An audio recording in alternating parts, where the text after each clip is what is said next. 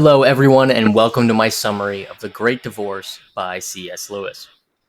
This is one of those books where if you don't know what you're getting into, it may take a while to figure out what the book's even about. It is even more difficult to understand if you don't know anything about C.S. Lewis's theology, specifically about hell. The Great Divorce is ultimately about hell and how people end up there. Knowing just that little amount of information will help you to understand what's happening in the book. In this summary, I'll explain what C.S. Lewis believes about hell and how this story represents his beliefs. The book opens with the narrator discovering that he is in a place called the Grey Town, where it is always raining even indoors, and the town is filled with people who are pretty miserable in almost every way. Everyone is bickering and isolating themselves from others. The Grey Town is described by one character to be seemingly endless as people continually move farther away from each other in an attempt to be alone. This results in some people being hundreds of miles away from anyone because of their own pride or hatred and anger towards others. Greytown represents hell. Hell is a place that is void of all good things. It's gloomy, depressing, and lonely. Since all good things come from God, hell is a place that lacks good things. After a short while, some of the people in Greytown gather at a bus stop, and a bus arrives that's driven by an angel. The angel takes them to a river that is near a mountain range. The people get off the bus and are turned into ghosts. In their ghostly state, it is difficult for them to move around as the grass is harsh to their feet, and even picking up a leaf is too difficult. It is at this point that spirits show up. The spirits are people who have come from heaven in an attempt to convince the residents of Greytown to follow them to the top of the mountain where heaven is. Many of the ghosts refuse this offer and return to the bus where they will be brought back down to hell forever. We take our civic duty to vote and to be engaged in public life seriously. It is not only a privilege that we get to vote for our elected officials, but a responsibility. A responsibility, given the choice in candidates most years, that many would prefer not to have. But just because the candidates for a given position don't perfectly represent Catholic values doesn't mean that we should abstain from voting or that it doesn't matter who we vote for. What does the church say about voting in this upcoming election, and how should we go about making our decisions? This is Catholicism in Focus. As Catholics, we stand for many things. We are a people of peace and justice, of charity and responsibility, of family and morality. We believe that God has a vision for how the world should be, and that it is our responsibility, in part, to make it happen. If only there was a candidate that stood for all the things we do. In every election, we are forced to choose between candidates that get some things right and some things wrong. It's probably safe to say that every candidate on every ballot stands for something we can endorse, while also standing for something that we find problematic. So what do we do? Rather than disengage from the process, the United States Conference of Catholic Bishops publishes a voter guide each election to help inform our consciences, giving us a framework to best prioritize our values. This year, the bishops identify 6 priorities that should get extra attention. 1. Human life issues like abortion and euthanasia. These are the areas where the dignity of human life are most easily overlooked or even discarded, and recent years have seen major steps in the wrong direction for Catholics. Which candidate will do more to protect the most vulnerable? 2. Religious liberty. The Constitution protects the free practice of religion, and this needs to be safeguarded, not just for Catholics, but for people of all faiths. As secularism continues to creep into our country, it's become easier and easier to step on the autonomy of religious people to practice their faith freely. What will happen to religious practice under each candidate? 3. Marriage. In recent years, the concept of marriage has been redefined, unsettling the foundation of both family and society. Which candidate best models and promotes family living? 4. The growing disparity between rich and poor. Since the 1980s, wealth inequality has skyrocketed in this country. The rich are getting richer and the poor are getting poorer, with the middle class largely disappearing. Who will support the needs of the poor and workers' rights and eliminate factors that lead to poverty? 5. Care for undocumented immigrants. Everyone in America agrees that the current immigration system is broken. Desperate people are fleeing here for asylum where they provide an essential component to our economy while enjoying no benefits or protections under the law. Which candidate will provide the most humane solution to this problem? And 6. War, terror, and violence. Israel and Ukraine threaten the safety of our world, and guns in our schools continue to unsettle our society. While violent crime rates have been dropping in this country since the early 1990s, much more needs to be done. Who will be the calm, peaceful force to bring peace. 6 critical questions that, unfortunately, cannot be answered in favor of any one candidate. And so what do we do if we are still faced with such a dilemma, when a candidate may be great for ending abortion, but horrible for people in poverty? When a candidate may do wonders for undocumented immigrants, but damage to religious liberty?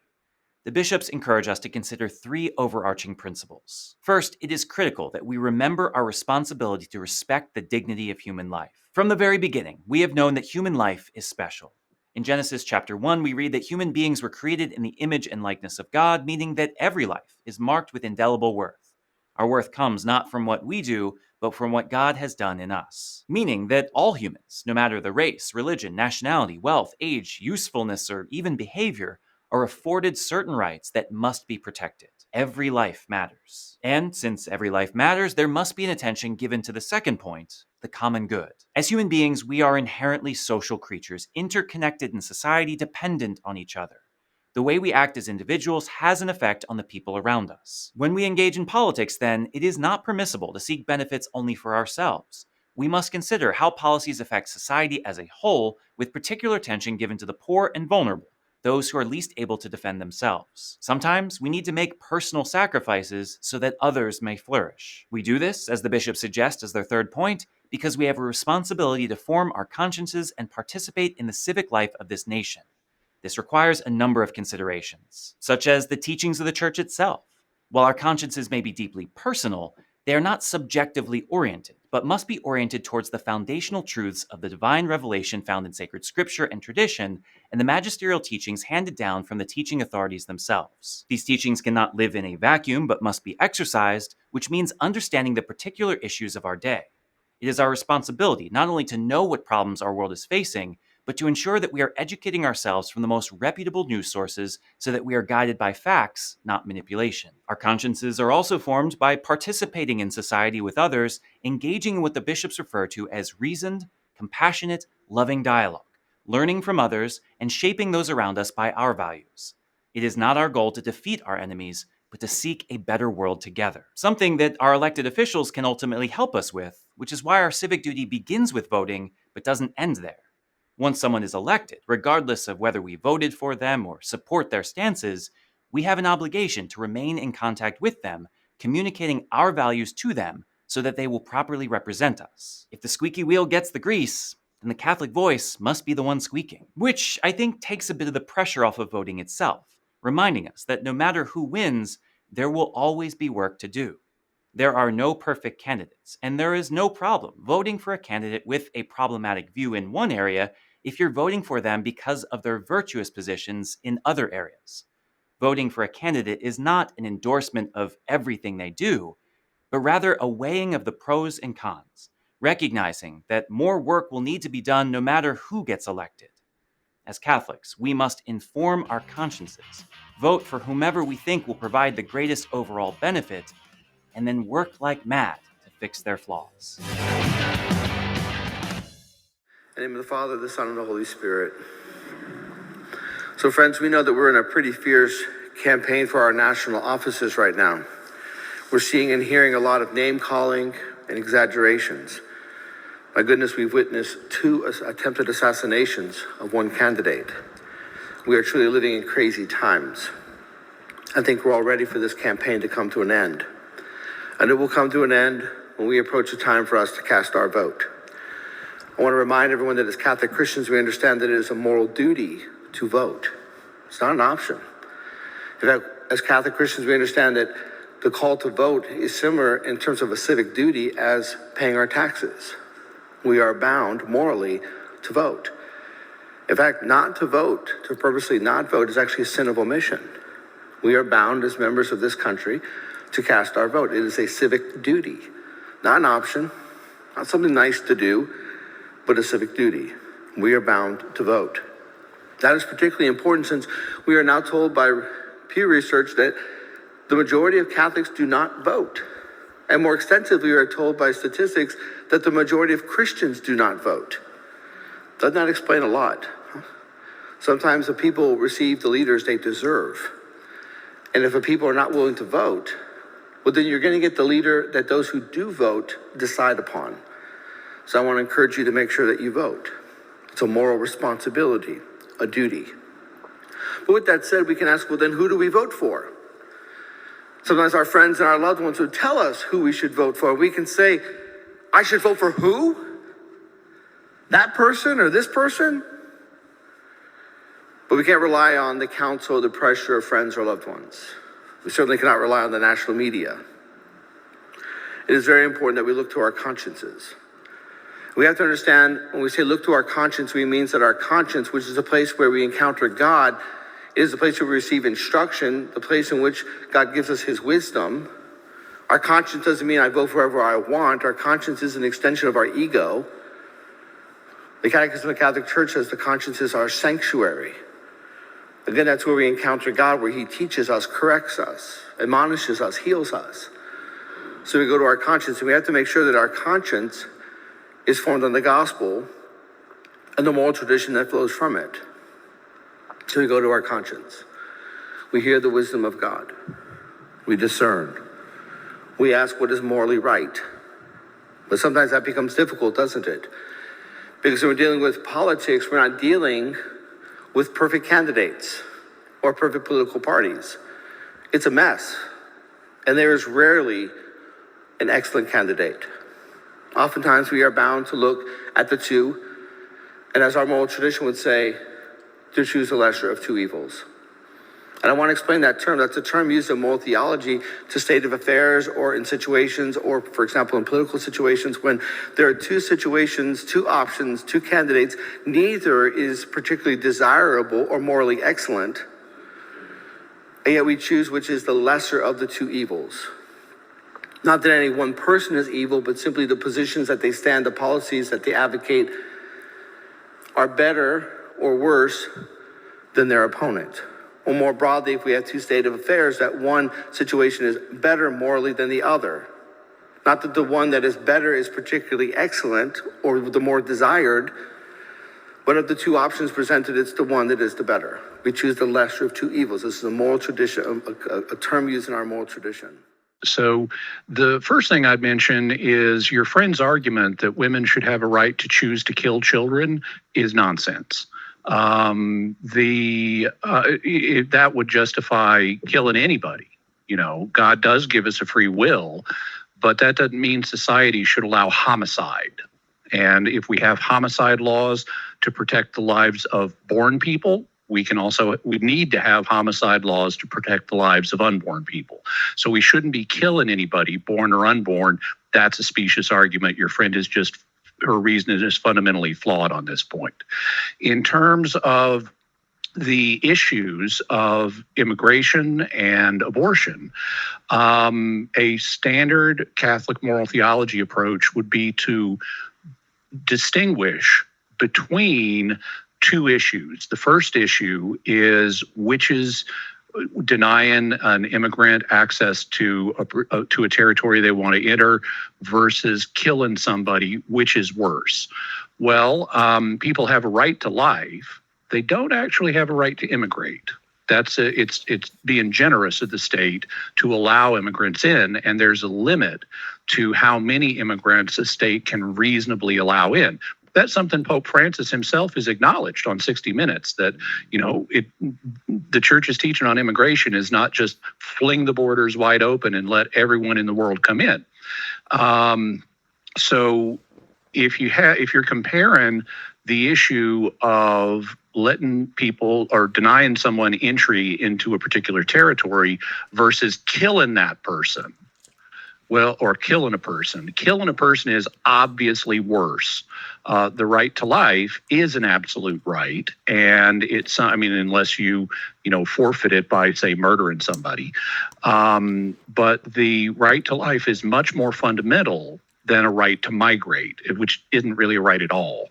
So the issue of abortion considered in the abstract vastly outweighs the issue of immigration considered in the abstract.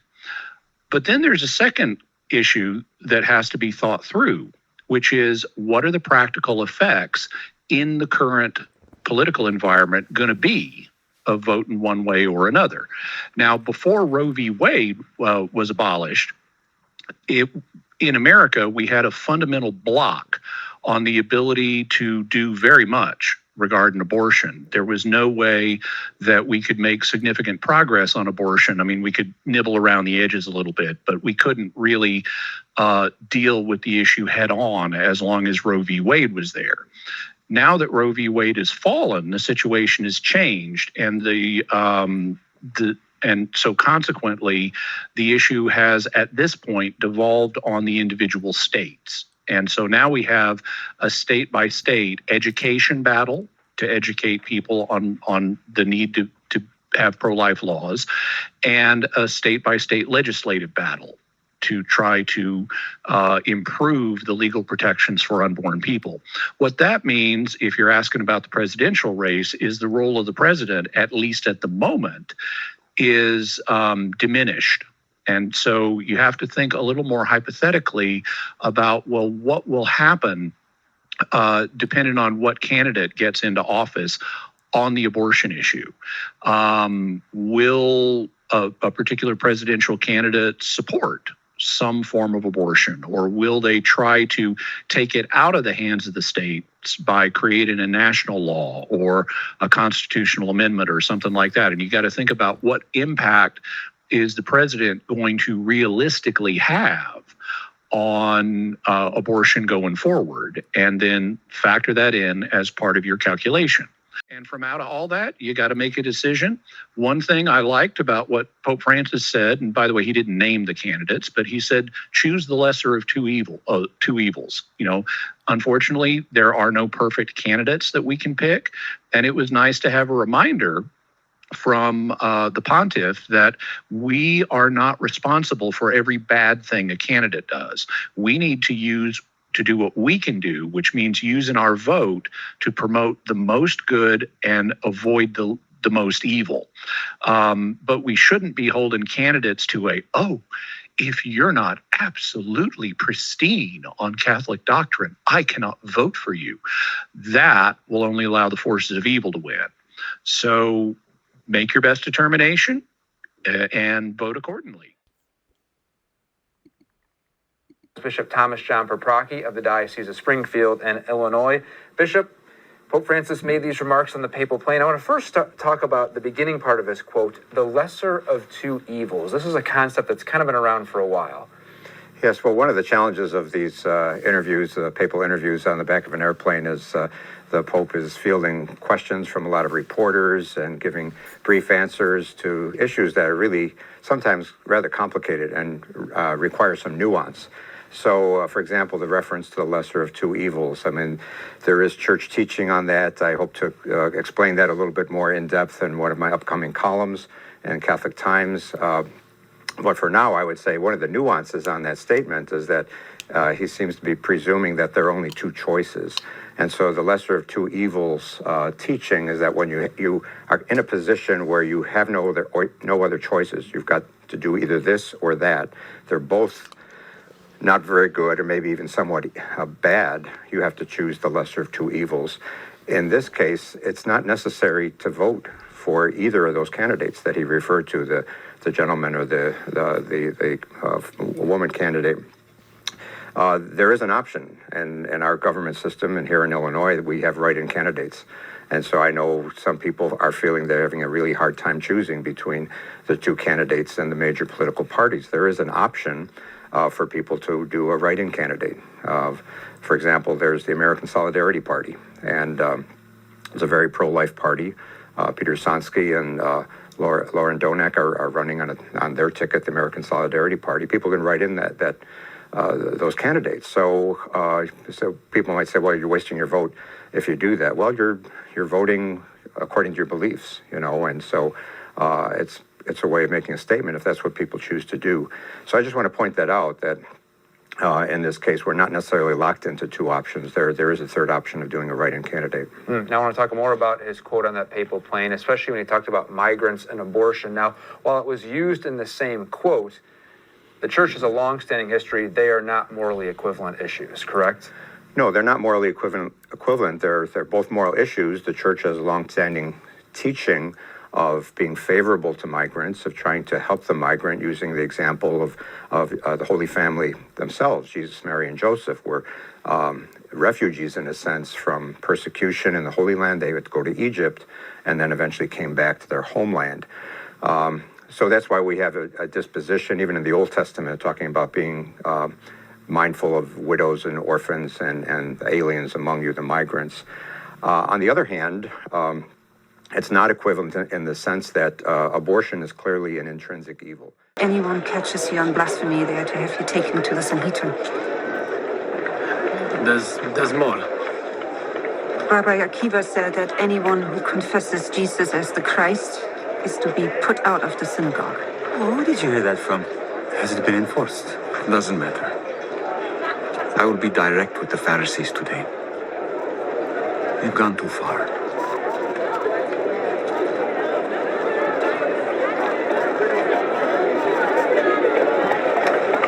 How long has this man been here? It's Uzziah. We've been friends since my malady started, but he's been blind since birth. King James. Yes, Lord. Drop some water from the well.